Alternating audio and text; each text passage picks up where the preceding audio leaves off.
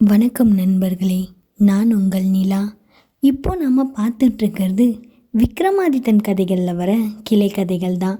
இதுக்கு முந்தின பகுதியில் 15வது பதுமையான அமிர்த சஞ்சீவினி பதுமை சொன்ன கதையை கேட்டோம்.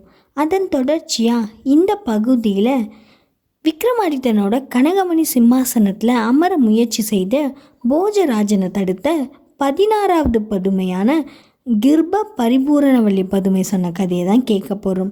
வாங்க கதைக்குள்ளே போகலாம்.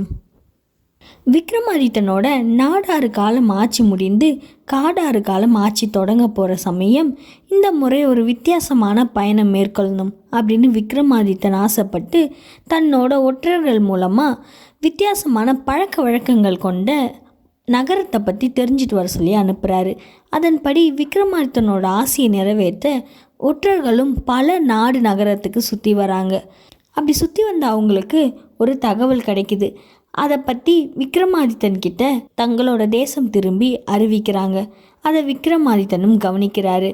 அவங்க சொன்ன தகவல் என்னன்னா, பாடலிபுத்திரம்ன்ற ஒரு நகரத்தில் தாசி கமலரேகைன்னு ஒருத்தி இருக்கிறதாவும் அவள் பேரழகினும் அவளோட நாட்டிய கலையும் அவளோட குரல் வளமும் எல்லாரையும் மயக்கக்கூடியதாக இருக்கிறதாவும் தெரியுது.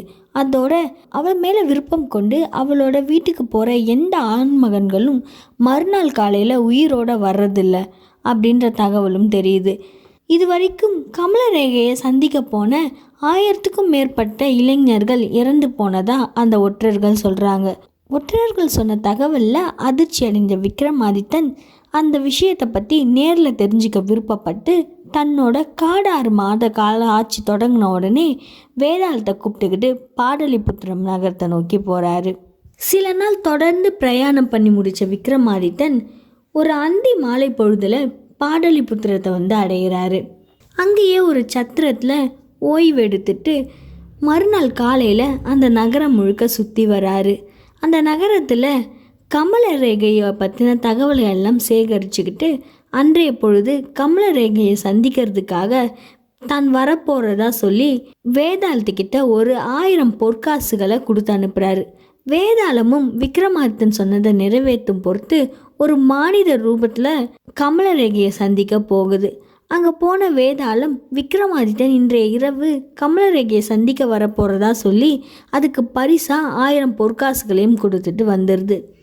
விக்ரமாதித்தன் குறிப்பிட்ட இரவு நேரம் வந்த உடனே விக்ரமாதித்தன் கமலரேகையை தேடி அவளோட வீட்டுக்கும் போகிறாரு. கமலரேகையும் விக்ரமாதித்தனை சந்திக்கிறதுக்காக தன்னை அழகாக அலங்கரிச்சுக்கிட்டு அவரோட வரவுக்காக காத்துக்கிட்டு இருக்கா. விக்ரமாதித்தனும் சொன்னபடி சரியான நேரத்துக்கு கமலரேகையை சந்திக்க அவளோட வீட்டுக்கு போயிடுறாரு. அவரை நல்ல முறையில் வரவேற்ற அவளோ அவருக்கு விருந்து படைக்க ஆரம்பிக்கிறா. ஆனால் விக்ரமாதித்தன் அவள் கொடுத்த உணவுகள் எதையுமே உண்ணாமல் மறுத்துட்டு ஓய்வெடுக்க போகிறதா சொல்கிறாரு. உடனே அவளும் அவருக்காக ஒரு படுக்கையை தயார் பண்ணுறா. விக்ரமாதித்தன் அவளை தடுத்து தனக்கு படுக்கையில் படுத்து பழக்கம் இல்லைன்னும் அதை மீறி படுக்கையில் படுத்தா தலை சுத்தல் இறந்து போவேன் அப்படின்னு சொல்லி தரையில் படுக்கை போட சொல்லி படுக்கிறாரு. அப்படி அவர் சொன்ன உடனே கமலரேகையை ரொம்ப குறும்பாக சிரிக்க ஆரம்பிக்கிறா. இல்லைனா மட்டும் மறுநாள் காலையில் உயிரோடு போயிடுவாராக்கும் அப்படின்னு மனசுக்குள்ளே சொல்லிக்கிட்ட அவர் சொன்னபடியே அவருக்கு தரையில் பாய் விரித்து படுக்கையை ஏற்பாடு பண்ணுறா. அவள் பார்த்துக்கிட்டு இருக்கும்போதே விக்ரமாதித்தன் அந்த தரையில் படுத்து தூங்குற மாதிரி பாவலை செய்ய ஆரம்பிக்கிறாரு. அவளும் பல முறை அவரை எழுப்ப முயற்சி செய்கிறா. ஆனால் விக்ரமாதித்தன் தூங்குற மாதிரி நடிக்க ஆரம்பிக்கிறாரு. உடனே அவரோட தூக்கத்தை கலைக்க நினச்ச கமலரேகை தன்னோட வீணையை கொண்டுட்டு அந்த அறையில் வச்சு வாசிக்க ஆரம்பிக்கிறா. வாசிச்சிட்டே இருந்தவ கொஞ்ச நேரத்தில் தண்ணியும் மீறின ஏதோ ஒரு மயக்கத்தில் படுக்கையில் அப்படியே மயங்கி விழுந்துடுறா. இவ்வளோ நேரமும் தூங்குற மாதிரி நடிச்சிட்டு இருந்த விக்ரமாதித்தன் உடனே எழுந்து தன்கிட்ட இருந்த தலையணை அவளோட பக்கத்தில் ஒரு ஆள் படுத்துட்டு இருக்க மாதிரியான அமைப்பை செய்து போர்வை போட்டு மூடி வச்சுட்டு அந்த அறையில் இருந்த ஒரு இருட்டான பகுதியில் போய் மறைந்து நின்றுக்கிட்டு அவளோட நடவடிக்கைகளை கவனிச்சுக்கிட்டே இருக்காரு. நள்ளிரவு நேரத்தில் அவளோட மூக்கிலேருந்து பொன்னிறமான ஒரு சிறிய பாம்பு வெளியே வருது. அப்படி வெளியே வந்த பாம்பு கமலரேகைக்கு பக்கத்தில் போர்வை போட்டு மூடி இருந்த தலையணையை மனிதன் நினச்சி பல முறை கொத்தி கொல்ல முயற்சி செய்து அதே நேரம் விக்ரமாதித்தன் பாய்ந்து வந்து தன்னோட உடைவாளின் மூலமாக அந்த பாம்பை பல துண்டுகளாக வெட்டி எரிஞ்சிடுறாரு. கொஞ்ச நேரத்துக்கு அப்புறம் பொழுதும் புலர ஆரம்பிக்குது. மயக்கம் தெளிந்து எழுந்த கமலரேகை தன் பக்கத்தில் இறந்து கிடப்பான்னு எதிர்பார்த்த விக்ரமாதித்தன் உயிரோட அந்த அறைக்குள்ளே அமர்ந்துட்டு இருக்கிறத பார்த்து அதிர்ச்சி அடையிறா. அதே நேரம் கமலரேகையோட வீட்டு வேலைக்காரர்கள் எல்லாம் இறந்து போன விக்ரமாதித்தனோட உடலை தகனம் செய்யறதுக்காக எல்லா ஏற்பாடுகளையும் வீட்டுக்கு வெளியே செஞ்சிட்ருக்காங்க. அப்போது கதவை திறந்துக்கிட்டு உயிரோடு வந்த விக்ரமாதித்தனை பார்த்து பிரமிச்சு போகிறாங்க. எல்லாருமே அவர்கிட்ட அதுக்கு காரணம் கேட்குறாங்க. உடனே விக்ரமாதித்தனும் இங்கே நடந்த இறப்புக்கெல்லாம் காரணம் கமலரேகை இல்லை, அவளோட மூக்குக்குள்ளேருந்து வர ஒரு சிறிய வகை பொன்னிற பாம்பு தான் அப்படின்னு சொல்லி இறந்து போன பாம்போட உடலையும் காமிக்கிறாரு. இதை பார்த்த உடனே மக்கள் எல்லாம் அதிர்ச்சி அடைகிறாங்க. அதே நேரம் கமலரேகை விக்ரமாதித்தனோட பாதங்களை பற்றிக்கிட்டு அவருக்கு நன்றி சொல்ல ஆரம்பிக்கிறா. தன் வீட்டுக்கு வரவங்கெல்லாம் எப்படி இறக்குறாங்கன்னு இத்தனை நாள் அவளுக்குமே தெரியாது. அவளோட முன்ஜென்ம சாபத்தின் காரணமாக அவளை மயக்கமடைய வைத்து அவளை தேடி வரவங்கள அந்த பாம்பு கொன்னுட்டு இருந்துச்சு. இப்படி ஒரு சம்பவம் நடக்கிறதுனால தன் மேலே பல அவப்பெயர்களை அவள் பெற்றிருந்தா. இப்போ அந்த அவப்பெயர்கள்லேருந்து தன்னை காப்பாற்றின விக்ரமாதித்தனுக்கு நன்றி சொல்கிறா. உடனே விக்ரமாதித்தனும் அவளை பார்த்து, நான் எல்லாரும் போல் உன் அழகில் மயங்கி உன்னை பார்க்குறதுக்காக இங்கே வரல, இங்கே வரவங்க எல்லாம் எப்படி இறந்து போகிறாங்க அப்படின்னு தெரிஞ்சுக்கிறதுக்காக தான் வந்தேன், இப்போ அந்த காரணத்தையும் தெரிஞ்சுக்கிட்டேன் அப்படின்னு சொல்லிட்டு உஜ்ஜயினியை நோக்கி தன்னோட பிரயாணத்தை தொடர்றாரு. இவ்வாறு கதையை சொல்லி முடித்த கிருப பரிபூர்ணவல்லி பதுமை போஜராஜனை பார்த்து, இப்படிப்பட்ட திறமை உங்களுக்கு இருந்தால் நீங்கள் 16வது படியை கடந்து 17வது படிக்கு போகலாம் அப்படின்னு சொல்லுது. உடனே போஜராஜனும், நானும் உங்கள் விக்ரமாதித்தனுக்கு சளைத்தவன் இல்லை அப்படின்னு சொல்லி 17வது படியில் கால வைக்கிறாரு.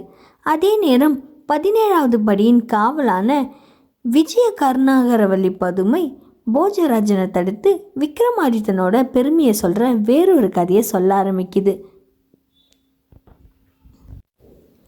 இந்த முறை விக்ரமாதித்தனோட நாடாறு காலம் முடிந்து காடாறு காலம் ஆட்சி தொடங்குற சமயம் வேதாளத்தோட விக்ரமாதித்தன் கானகத்துக்கு வந்துடுறாரு.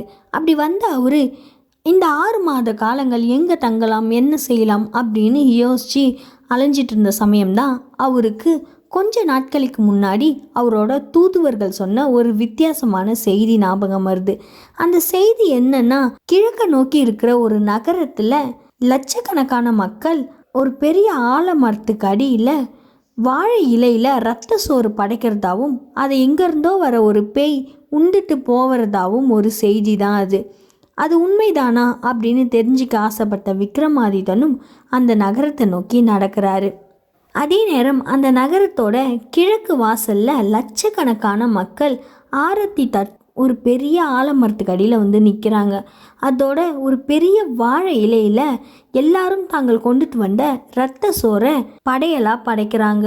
அப்போது கன பொழுதில் எங்கேருந்தோ பறந்து வந்த ஒரு பேய் கொட்டி வச்சிருந்த இரத்த சோறு மொத்தத்தையும் தின்னுட்டு கன நேரத்திலேயே திரும்பி பறந்தும் போயிடுது. இதை பார்த்த விக்ரமாதித்தன் வியப்படைந்து போகிறாரு. இந்த நிகழ்வு சில நிமிடங்களில் நடந்துடவே விக்ரமாதித்தனால் அதை ஒன்றுமே செய்ய முடியல. ஆனால் இதுக்கான காரணம் தெரிஞ்சுக்கணும் அப்படின்னு நினைக்கிறாரு. அதனால் சில தினங்கள் அந்த ஊர்லேயே தங்குறாரு. அடுத்த முறை அந்த பேய்க்கான படையல் படைக்க போகும்போது வேதாளத்தோட தயாராக காத்துட்ருக்காரு. இந்த முறை அந்த பேய் வந்து படையலை சாப்பிட்டுட்டு பறக்கும்போது உடனே விக்ரமாதித்தனும் வேதாளத்தின் மேலே ஏறி அமர்ந்துக்கிட்டு பேயை பின்தொடர்ந்து வேதாளத்தை போக சொல்கிறாரு. வெகு தூரம் அந்த பேய் பறந்து போக வேதாளத்தோட விக்ரமாதித்தனும் அந்த பேயை பின்தொடர்ந்தே போகிறாரு. அப்படி பறந்து போன அவங்க 2 பேரும் ஒரு மாய நகரத்தை அடையிறாங்க. அந்த மாய நகரம் பல கடல்களையும் மலைகளையும் கடந்து ஒரு அற்புத நகரமாக இருக்குது. அந்த நகரத்தில் மனிதர்கள் இருக்கிறதுக்கான அறிகுறிகளே இல்லை. ரொம்ப பிரம்மாண்டமாக இருந்த அந்த நகரத்தையும் அந்த நகரத்தின் நடுவில் அதிசய மாளிகையும் பார்த்து வியந்து போகிறாரு. உடனே வேதாளத்தோட அந்த அரண்மனை முழுக்க சுற்றி வராரு. ஆனால் எந்த இடத்துலையுமே மனிதர்கள் வாழ்கிறதுக்கான அறிகுறிகளே இல்லை. ஒரு காலியான மாளிகை தான் அது. ஆனால் அது மிகவும் கலைநயம் மிக்கதாகவும் பிரம்மாண்டத்துக்கு குறைச்சலே இல்லாத ஒரு அழகான மாளிகையாகவும் இருக்குது. அந்த மாளிகையில் யாருமே இல்லாததில் குழப்பமடைந்த விக்ரமாதித்தன் ஒவ்வொரு அறையாக சுற்றி பார்த்துட்டே இருக்கும்போது ஒரு அறை அவரை மிகவும் கவருது. அந்த அறையில் ஒரு அழகான படுக்கை ஒன்றும் இருக்குது. பல நேரம் பிரயாணம் பண்ணி வந்ததாலையும் இந்த மாளிகையும் இந்த நகரத்தையும் சுற்றி பார்த்ததுலேயும் சோர்வடைந்து போன விக்ரமாதித்தன் கொஞ்ச நேரம் ஓய்வெடுக்க எண்ணி அந்த படுக்கையிலே படுத்து உறங்க ஆரம்பிக்கிறாரு. கொஞ்ச நேரத்துக்கு அப்புறம் இருட்ட ஆரம்பிக்குது. நள்ளிரவு நேரத்தில் அந்த மாளிகைக்கு சொந்தக்காரியான நவமோகினின்ற ஒரு பேய் அங்கே வரா.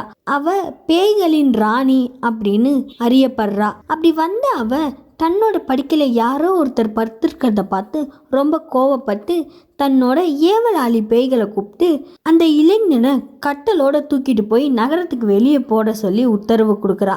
அதன்படியே ஏவலாளி பேய்களும் விக்ரமாதித்தனை அப்புறப்படுத்த எண்ணி கட்டலோடு அவரை தூக்கிக்கிட்டு அந்த நகரத்துக்கு வெளியே வராங்க. அவங்க தூக்கி போட முயற்சி செய்கிறதுல தூக்கம் கலைந்த விக்ரமாதித்தன் தன்னோட வீரம் பொருந்துற மந்திரவாளின் மூலமாக தன்னை தூக்கிட்டு போன பேய்களை துண்டு துண்டாக வெட்டி எறிகிறாரு. மீண்டும் நகரத்துக்குள்ளே போண்டு அந்த மாளிகைக்கும் வராரு. அப்படி அவர் வந்த நேரம் தான் முன்னாடி படுத்துட்டு இருந்த அறையில் வேறொரு புது கட்டலில் ஒரு அழகான பெண் படுத்துட்டு இருக்கிறத பார்க்குறாரு. உடனே விக்ரமாதித்தன் வேதாளத்தை அழைத்து தனக்கு முன்னாடி தூங்கிட்டு இருந்த அந்த பெண்ணை உஜ்ஜயினி நகரத்துக்கு தூக்கிட்டு வர சொல்லி உத்தரவு கொடுக்குறாரு. வேதாளமும் விக்ரமாதித்தனோட ஆணையின் பிரகாரம் அந்த நவமோகினியை கட்டலோட தூக்கிக்கிட்டு உஜ்ஜயினி நகரத்துக்கு வருது. கொஞ்ச நேரத்துக்கு அப்புறம் கண் முழிச்சு பார்க்குற நவமோகினி தான் இருக்கிற இடம் புதிதாக இருக்கிறதாவும் தன்னோட அரண்மனை வித்தியாசமாக இருக்கிறதுலையும் அங்கே பல மனிதர்களோட சஞ்சாரம் இருக்கிறதையும் பார்த்து திடுக்கிட்டு போகுது. தன்னை ஒருத்தரால் இப்படி தூக்கிட்டு வர முடியுமா அப்படின்னு பிரமிச்சு போன நவமோகினி விக்ரமாதித்தன் கிட்ட அவரை பற்றின விஷயங்களெல்லாம் உடனே விக்ரமாதித்தனும் அவகிட்ட தன்னை அறிமுகப்படுத்திக்கிட்டு அவளை பற்றி விசாரிக்கிறாரு. அவளும் தன்னை பற்றி சொல்ல ஆரம்பிக்கிறா. முற்பிறவியில் அவள் ஒரு இளவரசியாக வாழ்ந்தா. தன்னோட சிறு வயதில் தன்னோட தந்தையோட அவள் வனத்துக்கு போயிருந்த போது 2 பேரும் மும்மரமாக பல வேட்டைகள் செஞ்சிட்டு இருந்தாங்க. அப்போது இளம் வயது சேர்ந்த இளவரசி விளையாட்டா ஒரு மான் மேலே அம்பு எய்திட்டா. ஆனால் அடிப்பட்ட அந்த மான் இறந்து போகாமல் சில நிமிடங்கள்லேயே ஒரு மனித ரூபத்துக்கும் அதுலேயும் குறிப்பாக ஒரு முனிவராக ரூபம் எடுக்குது. அதில் பதறி போனாவா அந்த இடத்த விட்டே ஓடி வந்துடுறா. ஆனால் அவன் முன்னாடி மீண்டும் தோன்றின அந்த முனிவர் அம்பு எழுந்தது அவதான்றத தன்னோட ஞான திருஷ்டியினால் உணர்ந்து அவளுக்கு சாபம் கொடுக்க ஆரம்பிக்கிறாரு. ஒரு பாவம் அறியாத என்னோட ரத்தத்தை நீ பார்த்ததால நீ பேயா மாறி ரத்த சோறு சாப்பிடுவாய் அப்படின்னு சொல்லி சாபம் கொடுத்துட்டதாகவும் சொல்கிறா. அந்த முனிவரோட சாபத்தை கேட்டு பயந்து போன அவரோட கால்களை பற்றிக்கிட்டு தனக்கு சாப விமோச்சனம் கொடுக்க சொல்லி அழுதுருக்கிறா. உடனே அவன் மேலே இரக்கம் கொண்ட அந்த முனிவரும் நீ பேயா 1000 ஆண்டுகள் அலைவாய், ஆனாலும் உன்னோட அழகும் இளமையும் குறையவே குறையாது. 1000 ஆண்டுக்கு பிறகு விக்ரமாதித்தன்ற ஒரு மன்னனால் உன்னோட சாபம் நீங்கி நீ சுயரூபம் பெறுவாய் அப்படின்னு சாப விமோச்சனத்துக்கான வழியை காமிச்சிட்டு அந்த இடத்த விட்டு போயிடுறாரு. இப்படி தன்னோட வரலாறு சொல்லி முடித்த நவமோகினி விக்ரமாதித்தனோட பாதங்களை பற்றிக்கிட்டு தனக்கு உதவி செய்ய சொல்லி வேண்டி கேட்குறா. அவளுக்காக விக்ரமாதித்தனும் மனமும் வந்து காளி தேவியை எண்ணி ஒரு தவத்தில் உட்கார்றாரு. அந்த தவத்தோட பயனா காளி தேவியின் அருளால் நவரோகிணிக்கு தன்னோட பழைய ரூபம் கிடைக்க ஒரு அழகான இளவரசியாக மாறி போகிறா. விருந்தாளியாக வந்த நவமோகினி சில தினங்கள் உஜ்ஜயினி நகரத்திலே தங்கணும் அப்படின்னு சொல்லி விக்ரமாதித்தன் அவளுக்கு அன்பு வேண்டுகோள் இடுறாரு. அதன் பிரகாரம் நவமோகினி விக்ரமாதித்தனோட அரண்மனையிலேயே சில தினங்கள் தங்கி இருக்கிறா. இதற்கிடையில் ஒரு வயதான மனிதர் ஒருத்தர் விக்ரமாதித்தனை சந்திக்கிறதுக்காக அவரோட அரச சபைக்கு வந்து அவர்கிட்ட ஒரு உதவி கேட்குறாரு. அது என்னன்னா, தன்னோட ஒரே மகனான தேவகுமாரனை ஒரு அரக்கன் தூக்கிட்டு போயிட்டதாகவும் அவனை எப்படியாவது எனக்கு காப்பாற்றி கொடுங்க அப்படின்னு சொல்லி வந்து நிற்கிறாரு. விக்ரமாதித்தனும் வேதாளத்தை அழைச்சிக்கிட்டு தேவகுமாரனை தூக்கிட்டு போன அரக்கனை தேடி அவன் இருக்கிற மலைக்குகைக்கும் போகிறாரு. அங்கே போன அவரு அந்த அரக்கன் தேவகுமாரனை தூக்கிட்டு வந்ததுக்கான காரணம் தன்னோட சக்திகள் அதிகமாக தேவகுமாரனை நரபலி கொடுக்கறதுக்காக தான் அப்படின்னு தெரிஞ்சுக்கிறாரு. உடனே அந்த அரக்கனோட போர் புரிய ஆரம்பிக்கிறாரு. போரோட ஒரு கட்டத்தில் அந்த அரக்கனோட தலையை தன்னோட உடைவாளின் மூலமாக ஒரே வீசிட்டு தேவகுமாரனை காப்பாற்றி அரண்மனைக்கு கூட்டிட்டு வர்றாரு. சில தினங்களுக்கு அப்புறம் தன்னை காப்பாற்றின விக்ரமாதித்தனுக்கு நன்றி சொல்ல தேவகுமாரன் விக்ரமாதித்தனோட அரண்மனைக்கு வரான். அப்படி வந்த அவனும் நவமோகினியும் ஒருத்தரை ஒருத்தர் சந்திக்கிறாங்க. 2 பேருமே ஒருத்தர் மீது ஒருத்தர் காதல் வயப்பட இது விக்ரமாதித்தனுக்கு தெரியுது. ஒரு கட்டத்தில் அவங்களோட விருப்பத்தை நிறைவேற்ற விரும்பின விக்ரமாதித்தன் 2 பேருக்குமே திருமணம் செய்து வைக்கிறாரு.